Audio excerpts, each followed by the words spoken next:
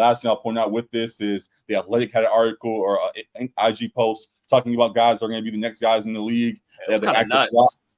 Yeah, right. There you have active locks. Giants is already on there. Steph, AD, KD, Joel Embiid already is a lock in their eyes. Draymond, Harden, Dwight, LeBron, Jokic, Kawhi, Damian Lillard, Chris Paul, Klay Thompson, and Russell Westbrook are the locks there. For their near locks, they have Jimmy Butler, DeMar DeRozan, Luka already is a near lock for them. Paul George, Rudy Gobert, and Kyrie Irving. Hey man, one of those names is not like the other. All right, let's stay right there. Who's the odd man now? I don't know who it is. I know who it is. Come on, man. That's the point he's saying. I think that's the point they're making. Like some of these guys are going to get in there, aren't exactly of the same cloth. I forget who for sure was on the top 75. Like I believe Kyrie was on there. I don't remember if the Jimmy Butler, DeMar DeRozan, Luka Doncic, but those are guys when it's all said and done, I think are top 75 players. Gobert is not close to that list for me. Like he's got the no, dude, please don't cape for Rudy Gobert right now. He's got the defensive player of the years. He's got that, but that's his stamp for the Hall of Fame. That's his argument for the Hall of Fame, being a elite rim protector. Is that all it takes? To the point we just made, to the point we just, well, for one, he hasn't won anything. To the point near lock? Near lock? About near locks. It's near lock for one. And for two, as we just said, with the Hall being as lenient as it's become and letting guys in for various reasons, the fact that Rudy has three, you're making me have to cape Rudy Gobert. I don't want to. Don't do it. Don't do it. You don't need to. Then fine. I'll leave that be. Interesting enough, I hate to do this as well. The other name to me that's not quite like the others, and I hate to do it because he's a hometown product and he's a SC guy.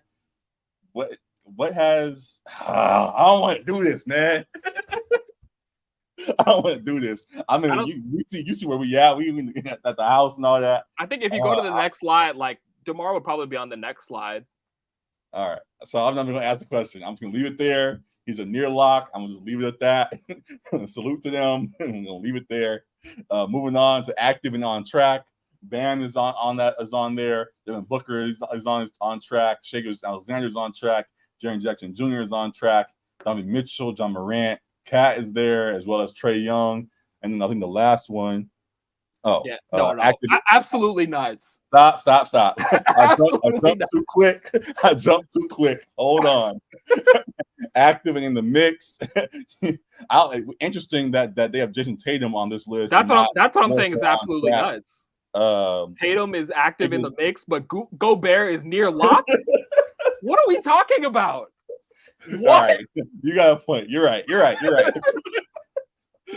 Oh my god! Yeah. They got Jason Tatum with Iguodala, Kevin Love, and Kyle Lowry. That's nasty. Come on, dude.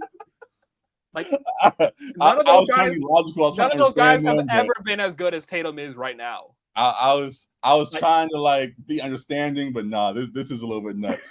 And then the next one for active, could see it happening. Bradley Beal, Blake Griffin, Al Horford, Rondo. And those, as you just said, Rondo's a bit of a lock. This is where Gobert should be. Gobert should be more so here. Beal should be bumped up. Well, actually, no. Beal's I don't know. I don't know. He's kind of in the middle there too. But yeah. They could have put these two lists together and then bumped up both of Rondo and Tatum into other lists. So the Athletic almost got me. Most of it was okay, but it was just those couple. Gobert was way too high. Tatum was very bewilderingly low, and then Rondo I think could be a little bit higher, just because he's got the two chips with two different teams. And you said delete this for us too late. There's still time. You can go ahead and delete this. I don't. Yeah, I'm a few of those are a little shaky there. Maybe it was made by an LA guy, because you got Rondo in the last category, you got Tatum in the second to last category. Maybe there's some anti-Boston bias. The pictures from the Boston Herald, but no, the Athletic is out here, I believe, and I guess they favor.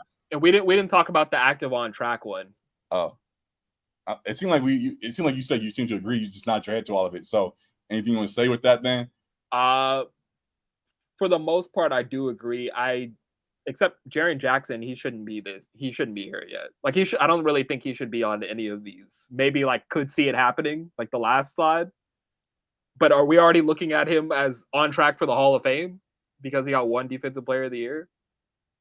I guess because of how, to your point a minute ago, because of how young he is and trajectory, he already has one of those. They very I guess maybe it's projecting 5 Defensive Player of the Years for him or something, but something like that. But they see him being accomplished. Yeah, he's on the USA team and stuff like that. So I guess they're projecting for a bunch of these, obviously. Him and the Grizzlies as a whole, like Ja Morant too. I understand it for Ja because he's a superstar already, right?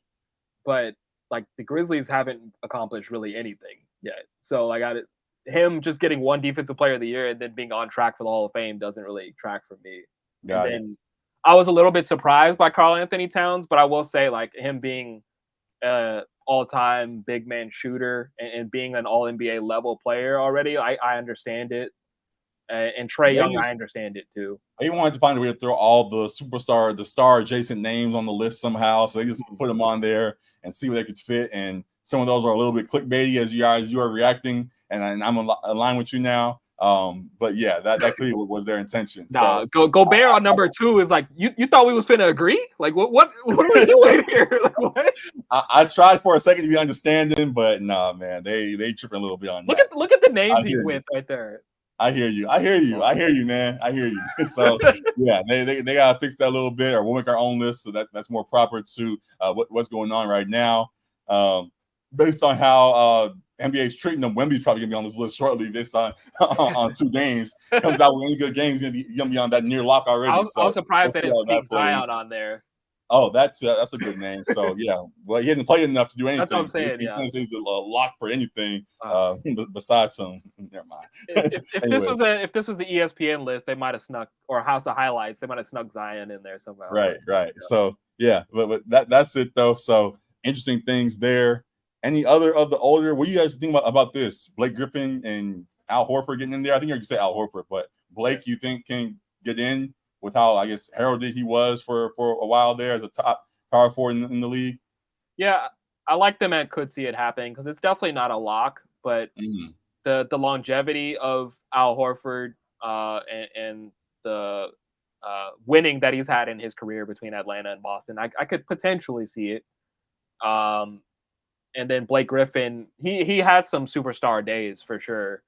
They just couldn't put it together in LA. And I think the injuries towards the back half of his career kind of derailed him, but he was one of the best players, one of the better power forwards in the league. So I could see it happening. So I like him here.